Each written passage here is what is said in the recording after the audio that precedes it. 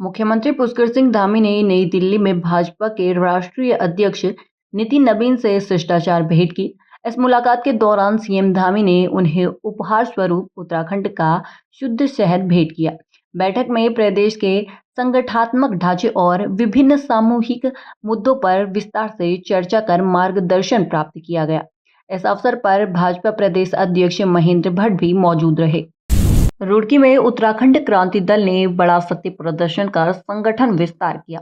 आदर्श नगर में आयोजित बैठक के दौरान भारी संख्या में युवाओं और स्थानीय लोगों ने पार्टी की सदस्यता ली। इस दौरान केंद्रीय सचिव महक सिंह सैनी ने भाजपा कांग्रेस को नकारते हुए यूकेडी को प्रदेश का मजबूत विकल्प बताया और 2027 में सभी 70 सीटों पर चुनाव लड़ने का ऐलान किया। इस दौरान उमेश प्रधान को रुड़की नगर उपाध्यक्ष की नई जिम्मेदारी भी सौंपी गई। आज एक तो पार्टी की तरफ से महानगर उपाध्यक्ष की जो है नियुक्ति की गई है और भाई साहब उमेश प्रधान जी को रुड़की महानगर के उपाध्यक्ष का जो है पद मनोनीत किया गया है और उम्मीद की जाती है भाई साहब काफ़ी सक्रिय हैं और पार्टी में सक्रिय भूमिका निभाते हुए पार्टी को आगे ले जाने का काम करेंगे। परिवार में आज कई लोगों ने सदस्यता भी ग्रहण करी है। का प्यार बढ़ चढ़ के मिल रहा है और लोगों को जो एक उम्मीद थी, जो लोगों को चाहिए था, वो लोग मतलब जो उम्मीद देख रहे थे कि भाई हम कांग्रेस से भी परेशान थे, भाजपा से भी परेशान थे, तो लोगों को उत्तराखंड क्रांति दल में विश्वास जग रहा है और लोग बड़ी तेजी के साथ जुड़ते जा रहे हैं हमारे से। ये सत्ता का दुरुपयोग किया गया है। लालकुआं में युवा कांग्रेस नेता हेमंत नंदन दुर्गापाल ने कानून व्यवस्था को लेकर आज धामी सरकार पर तीखा हमला बोला है। प्रेस वार्ता के दौरान उन्होंने आरोप लगाया कि प्रदेश में हत्या, लूट और महिलाओं के खिलाफ अपराधों की बाढ़ आ गई है। दुर्गापाल ने अंकिता भंडारी केस का जिक्र करते हुए कहा कि सरकार पीड़ितों को न्याय दिलाने में विफल रही है। उन्होंने सत्ताधारी दल पर अपराधियों को संरक्षण देने का आरोप लगाते हुए मुख्यमंत्री से इस्तीफे की मांग कर डाली। साथ ही इस दौरान कांग्रेस ने चेतावनी दी कि यदि स्थिति नहीं सुधरी तो सड़कों से सदन तक बड़ा आंदोलन किया जाएगा। सरकार से उम्मीद करूं मैं कानून व्यवस्था की। एक बात बताइए, नारी वंदन का राग अलापने वाली सरकार, आज मुझे मुख्यमंत्री जी के बयान को देख के बड़ा अपने आप को असहज महसूस कर रहा हूं कि वो कह रहे हैं कि कांग्रेस के लोग क्या नाम कहते हैं, महिलाओं की सहानुभूति बटोरने के लिए पीड़िता के साथ, मतलब हम पीड़िता के साथ खड़े हो रहे हैं तो बेटियों की सहानुभूति बटोरने के लिए खड़े हो रहे हैं। बड़ा दुर्भाग्य है, आज बड़ा असहज महसूस कर रहा हूँ कि मुख्यमंत्री जी के इस बयान को सुन के कि किसी पीड़िता के साथ खड़ा होने का मतलब ये है कि आप उसके साथ सहानुभूति बटोर रहे हो उसकी, कि हम किसी के न्याय के लिए भी अब खड़े ना हो। तो ये बहुत दुर्भाग्यपूर्ण है। हर महिला अपराध में, हर दुष्कर्म में भाजपा के पदाधिकारियों का नाम आ रहा है। इससे और शर्मनाक क्या हो सकता है बताइए। और दूसरा, अभी कल की घटना है, एक युवा सॉफ्टवेयर इंजीनियर के साथ लूटपाट हुई है। तो कानून व्यवस्था और अपराध, महिला अपराध तो बिल्कुल चरम पे है और सरकार कतई इन मामले में गंभीर नहीं है। एक बात बताइए, जब किसी भी घटना का खुलासा नहीं होगा तो स्वाभाविक रूप से माना जाएगा किसी न किसी का तो संरक्षण प्राप्त है ही। और संरक्षण कौन दे सकता है? सरकार के लोग ही तो देंगे। जिसकी सरकार होगी वही तो संरक्षण देता है, वो थोड़ी संरक्षण दे सकता है। कांग्रेस का स्टेप साफ है, संगठन का स्टेप साफ है, हमारे विपक्ष के, हमारे कांग्रेस के अध्यक्ष का स्टेप साफ है कि हम, बुधियाल जी ने साफ कहा है कि हम महिला अपराध, दुष्कर्म, इनके मामले में सरकार की ईंट से ईंट बजा देंगे, सड़क से लेकर सदन तक संघर्ष करेंगे और सरकार को मजबूर करेंगे कि वो इस सुरक्षा के मामले में महिलाओं को सुरक्षा दे और ये नारी वंदन, महिलाओं के प्रति सहानुभूति बटोरने के अपने घड़ियाली आंसू बहाना बंद करें। उत्तराखंड में 2027 के चुनावी रण के लिए भाजपा ने अपनी बिसात बिछानी शुरू कर दी है। प्रदेश महामंत्री कुंदन परिहार ने साफ किया है कि इस बार उत्तराखंड में बंगाल मॉडल के तर्ज पर चुनाव लड़ा जाएगा। इसके तहत बूथ स्तर पर माइक्रो मैनेजमेंट, पन्ना प्रमुख संरचना और शक्ति केंद्रों को और अधिक सुदृढ़ किया जाएगा। परिहार ने दावा किया कि बंगाल जैसी सटीक रणनीति अपनाकर भाजपा प्रदेश में जीत की हैट्रिक लगाएगी।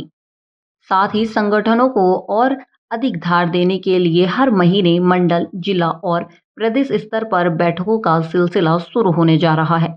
देखिए, पश्चिम बंगाल में भारतीय जनता पार्टी को जो प्रचंड विजय प्राप्त हुई है, उस विजय के पीछे ये कारण है कि वहाँ के कार्यकर्ताओं ने बरसों बरसों से एक लंबे परिश्रम की प्रकाष्ठा को करते हुए भारतीय जनता पार्टी को जीत दिलाने का प्रयास किया है।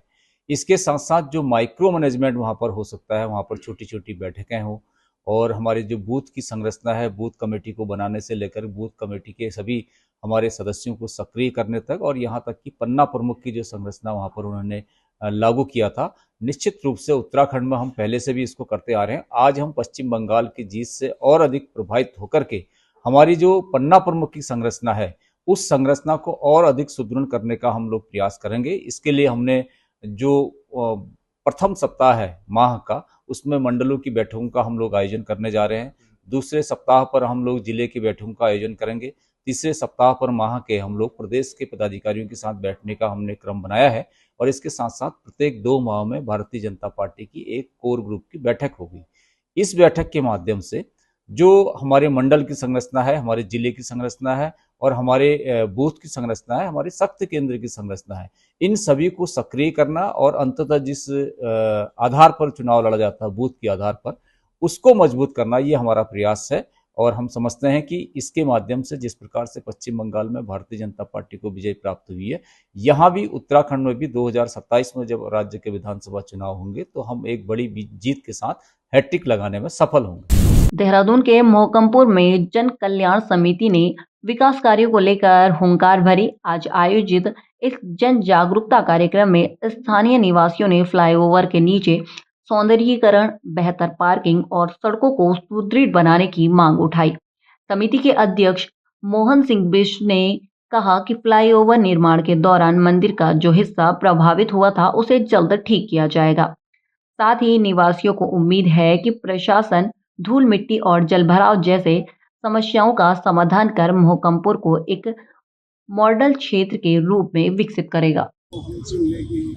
जन कल्याण समिति का अध्यक्ष आज आप लोगों यहाँ पे मुख्य है कि हमारे जो प्रतिनिधि हैं, जनप्रतिनिधि, उनको जगाना है। तो बेचारे सोए हैं, इतनी मेहनत हमने उनको प्रतिनिधित्व देने में की और उसके बाद वो सो गए। तो वो जाग जाए, हमारी क्या पीड़ा है, हमारा क्या कष्ट है, क्या दुख है, उसको समझे, जाने और उसको थोड़ा सुधारने का प्रयास कर रहे हैं। ये हमारी मुख्य बात है। जैसे सड़क आप देख ही रहे हैं, ये मुख्य सड़क है, कई क्षेत्रों को ये सड़क जोड़ती है, लेकिन ये इतनी अस्त व्यस्त है कि कई काम यहाँ पे हो भी चुके हैं। और यहाँ पे आप देख रहे हैं इतनी अच्छी व्यवस्था बैठने की हो सकती है। अगर 2-4 बेंच बने होते, थोड़ा सा माने पार्किंग ऐसी अस्त व्यस्त पार्किंग नहीं होती, थोड़ा फुलवारी होती, बुजुर्गों के लिए बैठने का होता तो कितना आनंद आता। लेकिन यहाँ तो धूल ही धूल है, पार्किंग ये हमने बहुत मुश्किल से आज इस समय साफ करवाया है। नहीं तो ये इतनी गदर यहाँ पे रहती है कि कोई संभ्रांत आदमी, कोई महिला यहाँ से गुजरना भी पसंद नहीं करते, तो फिर नशेड़ियों का भी अटाई बन जाता है, कुछ हो जाता है, कुछ है यहाँ पे। उसके निराकरण के लिए हमने ये कार्य किया है। पहले तो हमने उनको जगाने का प्रयास किया है और नहीं जागेंगे तो फिर झकझोरेंगे, और जब झकझोरने में भी नहीं करेंगे उनको उठाएंगे और अपने सामने रखेंगे, कहेंगे कि ये देखो। तो ये हमारा अल्मोड़ा में आज चंपावत प्रकरण को लेकर सियासत गर्मा गई। भाजपा महिला मोर्चा ने कांग्रेस पर प्रदेश सरकार को बदनाम करने का आरोप लगाते हुए जोरदार प्रदर्शन किया और पुतला दहन किया। कार्यकर्ताओं का कहना है कि कांग्रेस संवेदनशील मुद्दों पर राजनीति कर जनता को भ्रमित कर रही है। प्रदर्शनकारियों ने साफ किया कि धामी सरकार महिलाओं की सुरक्षा के लिए प्रतिबद्ध है और दोषियों के खिलाफ सख्त कार्यवाही की जा रही है। इस दौरान महिला कार्यकर्ताओं ने कांग्रेस के खिलाफ जमकर नारेबाजी कर अपना आक्रोश व्यक्त किया। आज हमने कांग्रेस पार्टी का जो पुतला दहन किया है, ये बहुत संवेदनशील जो मामला था उसका है। और ये मामला मैं इसलिए संवेदनशील कहना चाहूंगी क्योंकि इनके पास कोई मुद्दा नहीं रह गया है कि ये लोग कोई अच्छे काम कर सके या कैसे भी ये भाजपा को घेर सके। इन्होंने एक घिनौनी हरकत चंपावत जिले में करी। इन्होंने एक नाबालिग बच्ची, जिस बच्ची का पूरा भविष्य है, ऐसी बच्ची को गुमराह करने का काम किया। जो कि हम लोग सहन नहीं करेंगे। और हम लोग क्या किसी भी महिला को या किसी भी व्यक्ति को इनको समझना पड़ेगा कि कांग्रेस किस स्थिति तक गिर गई है और कैसे इन्होंने एक नाबालिग बच्ची को बहला फुसलाकर उनने ऐसा एक आरोप लगाया जो कि अब निराधार साबित हो गया है और आरोपियों को जो है सजा उचित कार्रवाई उनके लिए हो रही है। हमने यहाँ पर पुतला दहन किया कांग्रेस पार्टी का, विपक्ष का, क्योंकि उन्होंने इतनी घटिया किस्म की राजनीति करी है चंपावत डिस्ट्रिक्ट में। एक छोटी सी बच्ची को बहला फुसला करके उसके साथ जो इतना घिनौना अपराध मैं कहूंगी उसको, उस अपराध में हमारे भारतीय जनता पार्टी के जो भी लोगों को उनने उसमें शामिल किया था, एक हमारी भारतीय जनता पार्टी की छवि को, पूरे संगठन की छवि को, पूरी सरकार की छवि को खराब करने का काम किया था। हम भरजोर उसका विरोध करेंगे। आगे को भी अगर कोई ऐसी चीजें हमारे पास उनके आएंगे कोई इस टाइप का, तो हम उसका पूरा विरोध करेंगे। पूरी महिला मोर्चा की ओर से, पूरी प्रदेश के ओर से भी हम उस बात का बिल्कुल विरोध करेंगे। आगे को भी विरोध में खड़े रहेंगे, चाहे कुछ भी करना पड़ेगा। हम इस बार इसी घटिया राजनीति, ऐसी घटिया राजनीति कांग्रेस को नहीं करनी चाहिए और मुद्दों पे राजनीति करनी चाहिए। विकास के मुद्दों को राजनीति करना चाहिए। राजनीति करें, अच्छी बात है, लेकिन ऐसी घटिया राजनीति, ऐसे मुद्दों पे राजनीति करना उचित नहीं है। बिल्कुल हम इस चीज का विरोध करते हैं। आज इसीलिए हमने यहाँ पर पुतला दहन कार्यक्रम किया था।